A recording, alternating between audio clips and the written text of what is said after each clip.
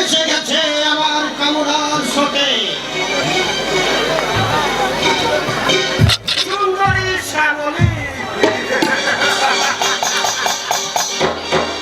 শেষবারের মতো তুমি ফস করে উঠেছিলে, কিন্তু শেষ রক্ষা করতে পারলে না।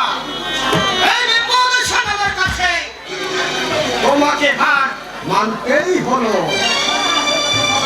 সর্বনাশ হয়ে গেছে ছাড়, সর্বনাশ হয়ে গেছে।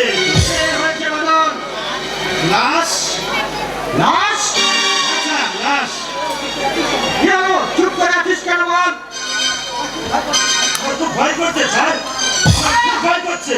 মদন, কি হয়েছে তাই বল।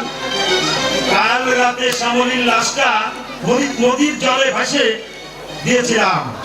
হ্যাঁ, আমিও তো তাই বলেছিলাম। তাতে হয়েছে কি? কিন্তু লাশটা নদীর জলে এসে উঠেছে ছাড়। আমি তো তোকে মাছ নদীতে ভাসিয়ে দিতে বলেছিলাম, আর তুই কিনা?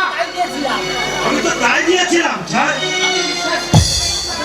বিশ্বাস করে ছাড়, আমার কোনো দোষ নাই, আমার কোনো দোষ নাই ছাড়। দোষ নেই, তাহলে লাশটা নদীর চড়া এলো কি করে? আমিও তো তাই ভাবছি ছাড়। জেলেরা ভোর রাতে মাছ ধরতে গিয়ে শ্যামলীর লাশটা আবিষ্কার করেছে। আমি দেখে এলাম গ্রামের লোক অনেক জড় হয়েছে ওখানে। তাহলে উপায়? একটা উপায় খুঁজে বের করতেই হবে। উপায়, উপায়। ছাড়, ছাড়, ছাড়। কি হলো? শ্যামলীর দাদা রমেশের এদিকে এদিকে শুনে আসছে।